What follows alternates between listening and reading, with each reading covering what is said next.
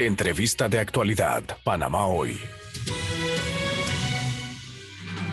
8:04 y en Panamá, 1 de cada 7 mujeres entre 15 a 49 años sufre algún tipo de violencia y discriminación. Cifras interesantes. Mañana se conmemora justamente el Día Internacional de la Eliminación de la Violencia contra la Mujer y por eso hemos invitado a una joven activista, diría yo así, del tema de la violencia en contra de la mujer. Ahí la tenemos ya lista en el Zoom. Para los amigos oyentes, se trata de Montserrat Miranda, de la Fundación IAS, que después quiero que hablemos un poquito de qué se trata la Fundación y qué hace efectivamente en favor de esta causa. Esto definitivamente se trata de un problema social presente tanto en el ámbito doméstico como público y se da en diferentes vertientes: física, sexual, psicológica, económica y hasta culturalmente, y afecta el tema de la violencia, afecta a las mujeres desde su nacimiento hasta la edad avanzada. Muy buenos días, Montserrat, bienvenida a Panamá Hoy, en Radio Panamá. ¿Cuál es el objetivo de esta fecha y sobre todo cuál es la situación en Panamá cuando cada vez son más frecuentes los femicidios y los hechos de violencia en contra de la mujer? Buenos días y bienvenida. Buenos días, muchísimas gracias por el espacio. Así como dices, yo trabajo en la organización HIAS. Nosotros tenemos una unidad de prevención y respuesta a la violencia basada en género. Brindamos atención a un grupo de mujeres particularmente vulnerables, los cuales son las mujeres migrantes y refugiadas. Ese es el objetivo de la organización, brindar respuesta a esta población. Sin embargo, en este trabajo tenemos que trabajar en conjunto y en alianza con las instituciones del Estado que responden a esta problemática, particularmente el Instituto Nacional de la Mujer. Como bien dices, la violencia contra la mujer es un problema que nos afecta a todos y a todas, en su mayoría a las mujeres, con mayor incidencia son víctimas de violencia basada en género. Sin embargo, hemos visto cómo es un problema que afecta desde lo individual con las víctimas que directamente se encuentran en la situación hasta el ámbito familiar y por ende destruye comunidades enteras. Entonces es una problemática de la cual estamos haciendo el llamado a la sensibilización y a conocer al respecto sobre las causas verdaderas de esta problemática. Muchas veces se mencionan factores que se consideran agravantes ante la violencia basada en género, como por ejemplo el consumo de alcohol, el consumo de sustancias, las familias disfuncionales, como le llamarían. Sin embargo, la causa verdadera que tenemos es el sistema patriarcal que mantiene esos roles de género y que pone a la mujer en una desventaja todavía, aún en el 2021, en una desventaja en esa posición de poder ante los hombres, quienes sienten este poder y esta potestad de tener control no solamente sobre las situaciones y en los ámbitos donde se desenvuelven, sino también sobre las mujeres. Y precisamente cuando una mujer rompe ese estereotipo o quizás no encaja dentro de esas expectativas que se le tienen dentro de su rol tradicional como mujer, entonces son violentadas, somos violentadas. Y normalmente hablamos de estos casos cuando se producen estos crímenes que hacen los grandes titulares, pero esto va mucho más allá y tal vez vale la pena hablar de eso porque usted habla muy bien de maltrato psicológico, de esa violencia que se va cocinando día a día allí, tal vez de forma silenciosa hasta que estalla y termina en un asesinato. Pero, ¿qué información manejan ustedes a nivel de denuncias tal vez y de cómo está funcionando en la realidad esa ayuda que se le da a las mujeres que buscan auxilio? Así es, bueno, principalmente lo que se ve, como tú dices, es la punta del iceberg, que es el femicidio, que ya sería el nivel más extremo de violencia contra la mujer. Eso es, sin embargo, antes de llegar a eso, hay una serie de violencias de diferentes tipos y diferentes niveles, que muchas veces la base pasa por desapercibida. Precisamente esa base que nosotros consideramos conductas normalizadas, el hecho de que las mujeres se nos denigre públicamente, se nos haga algún comentario, ya sea por nuestra apariencia, o por nuestro comportamiento, y que conlleve entonces una dinámica donde nos vemos agredidas.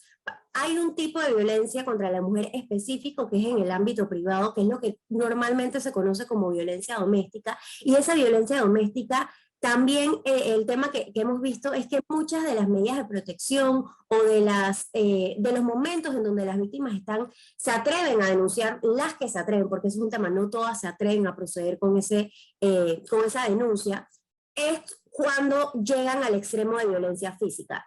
Incluso en el sistema de denuncia siempre, obviamente, como al ser el sistema judicial se les pide pruebas, y esas pruebas muchas veces vienen de los golpes, de las marcas que tengan en el cuerpo. Sin embargo, hay que enfatizar en que estas mujeres, para llegar a ese punto de denunciar, han tenido que pasar por otros tipos de violencias que, como dices, empieza en la psicológica. Y muchas veces esa violencia psicológica es la más difícil de probar, es la más difícil de evidenciar, precisamente porque viene de comportamientos que generalmente pasan en la intimidad del hogar o entre la pareja, donde la mujer es humillada, la mujer es agredida verbalmente, la mujer recibe estos golpes, yo diría, emocionales, que al final terminan destruyendo la autoestima que tiene, y lo que nosotros tenemos que entender es que la violencia doméstica o la violencia de pareja es un ciclo. Entonces muchas veces se habla de prevenir el golpe o de denunciar una vez llega el golpe, pero no se habla de la fase que viene antes de ese golpe, que es la fase de acumulación de la tensión, como bien dijiste, la cual va llenando esa ollita de presión hasta que termina explotando en un hecho donde la persona que está siendo agredida, la víctima, quizás si tiene los medios, el círculo de apoyo para proceder a denunciar, entonces se va a atrever a hacerlo. Sin embargo, incluso después de la denuncia, lo que hemos visto en la atención directa con estas personas sobrevivientes o estas víctimas, es que una vez pasa esa etapa de la agresión, viene una etapa conocida como luna de miel o como reconciliación, donde el agresor se muestra arrepentido, donde el agresor le promete que va a cambiar su manera de ser, su manera de actuar, y que no la va a volver a agredir, y precisamente en ese momento las víctimas retiran la denuncia para regresar con el agresor hasta que nuevamente se empieza a acumular la tensión y nuevamente hay otro hecho de violencia. También es importante destacar, aquí hablábamos de cómo hemos visto el incremento de femicidios. Es importante destacar que, sobre todo el momento cuando la víctima denuncia, es un momento sumamente crucial para que ella reciba una protección real. No solamente la boleta de protección, que es lo que normalmente se conoce, sino que realmente se le pueda poner a ella y a sus hijos en un lugar seguro, porque ese es el momento más vulnerable a que la violencia escale y el agresor entonces termine cometiendo un femicidio. Montserrat, y yo quería compartir un poco, a lo mejor, bueno, tú debes saber estas cifras mejor. Ayer leía que la OMS dice que el 38% de los homicidios contra el sexo femenino fueron realizados por sus propias parejas íntimas, un poco lo que usted decía, mientras que los homicidios al sexo masculino realizados por sus parejas fueron solamente de un 6%. Es decir, ahí hay un contraste interesante. Y antes de llegar al tema de esa violencia extrema, del homicidio como tal, hablemos también, Montserrat, de la violencia verbal y psicológica que no conoce fronteras y que muchas veces las mujeres no saben identificar, y que puede ser como esa primera puertita por la que el hombre empieza, ¿no? Con el insulto o comentarios que la afectan de manera psicológica y emocional. Y por ahí entonces entramos en ese túnel sin retorno a veces, ¿no? Así es. Lo que pasa es que, como mencionaba al principio, nosotros culturalmente todavía tenemos el machismo muy prevalente en nuestra cultura. Aquí sí, no solamente los hombres pueden ser machistas, las mujeres también podemos tener comportamientos y creencias machistas. Y precisamente a raíz de eso es que se normalizan ciertas bromas, ciertos comentarios que inician en la pareja. Lo que siempre vemos es que los agresores no muestran de buenas a primeras, no muestran conductas agresivas, no empiezan desde el día uno denigrando. Sin embargo, como esto ocurre en el ámbito íntimo, una vez se establece esa relación, una vez se establecen esos roles dentro de la relación, pueden presentarse situaciones donde a las mujeres, por ejemplo, caigamos en comportamientos que son propios de mitos que son culturalmente conocidos, como por ejemplo, el que no te cela no te quiere, si no me celas porque no se preocupa por mí, o no, él solamente se comporta de esta manera porque me quiere. Entonces empiezan a ver estas conductas de control, ahí empieza, de control dentro de la relación, que van escalando. Primero es controlar, por ejemplo, la relación que uno tenga con otras personas, ya sea familiares o sea amistades, empezar a limitar esa exposición, porque uno de las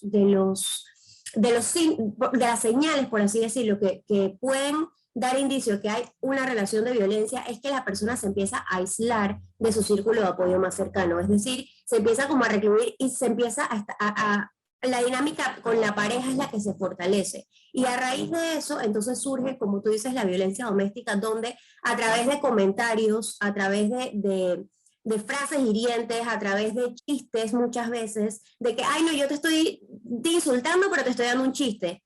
De ese tipo de conductas es que la víctima, como dije, empieza a debilitarse emocionalmente hasta el punto donde se crea una dependencia emocional, donde la persona que es víctima no tiene idea de quién es ella, de quién era antes de la relación. Entonces se ve en esta dinámica donde no puedo salir de la relación y esta persona de alguna manera me entiende. Pero más que nada, más que entenderme, es que esta persona está definiéndome, está diciéndome cómo comportarme, está diciéndome cómo actuar. Entonces ya ahí empieza, es fácil que se den, dentro de esa dinámica, que se den hechos de violencia, de otros tipos de violencia, como violencia sexual o física. Eso es un tema interesante, que dentro de la pareja incluso ocurre violencia sexual. Hay personas que piensan que eso no es posible. Sin embargo, empiezan a aparecer estos otros tipos de violencia y como ya hay una dependencia emocional, es difícil cortar el ciclo. También tenemos que hablar y mencionar siempre el componente de la dependencia económica. El trabajo que se hace con las sobrevivientes es precisamente ese empoderamiento económico, porque hay muchas de ellas que no sienten, que no ven cómo salir de la relación, precisamente porque hay una dependencia económica que empezó cuando, por ejemplo, su pareja le restringió el ir al trabajo o empezó a controlar sus finanzas. Nosotros, como te mencionaba, atendemos un grupo de mujeres con unas particularidades y cualidades específicas, como son las mujeres migrantes y refugiadas, quienes aparte tienen un componente de vulnerabilidad mayor, porque al no tener, digamos, un estatus regular migratorio, por ejemplo, sienten que no tienen derecho a acudir a las autoridades, o que, por ejemplo, sus parejas las amenazan y les dicen, no, si tú me denuncias, yo te voy a deportar, te voy a quitar a tus hijos. Empieza todo este proceso de atemorizar a la víctima para que precisamente no tome acciones y se siga esta dinámica de control. ¿Cuáles son esas señales de alarma a las cuales tenemos que estar pendientes? Esas primeras lucecitas que se van encendiendo y que debemos estar atentos, ya sea para nosotros o para ayudar a una persona cercana, a un ser querido, y a dónde se puede buscar ayuda. Ok, nosotros manejamos una herramienta que también está a disposición en los centros de atención del Instituto Nacional de la Mujer, el cual se llama violentómetro. Y el violentómetro es más que nada literalmente un termómetro que va desde lo más básico, lo más invisible, hasta ya el grado más alto de violencia. Al principio, las señales de alerta, como dije, son ese aislamiento que hay con los familiares, esos insultos dentro de la relación que pueden pasar como chistes, bromas hirientes, esas conductas de control, de por ejemplo, no, es que mi pareja me pide mis contraseñas de teléfono, me pide mi contraseña de redes sociales, o mi pareja controla cuándo y dónde veo a mis amistades. Y sobre todo, algo que nosotros hemos identificado también es cómo cuando una persona que es víctima de violencia doméstica o de violencia en la pareja sabe que hay una situación de violencia, pero todavía no ha llegado a violencia física, entonces no ha llegado a ese punto de identificarlo como tal. Muchas veces estas personas empiezan incluso a mentirle a sus familiares y a sus seres queridos. Empiezan, por ejemplo, si la relación, digamos que se separan y luego regresan, resulta que la víctima no quiere comunicar esto a las amistades, porque por un sentimiento mezclado entre la vergüenza. Y porque sabe que hay una relación violenta. Sus familiares han identificado cómo anímicamente, psicológicamente, ella o él, porque incluso puede pasarle al hombre, se ha deteriorado, no era la misma persona que empezó la relación. Entonces, cuando empiezan a aparecer esas señales, es muy importante prestar atención, porque, como dije, la violencia va en aumento. Y una vez hay estas señales, esta fase de tensión incluso puede durar años, hasta que llega el punto, en la fase de la explosión, donde es cuando ya empieza la violencia sexual o física. Aquí sí sería importante que se haga el trabajo, nosotros realizamos el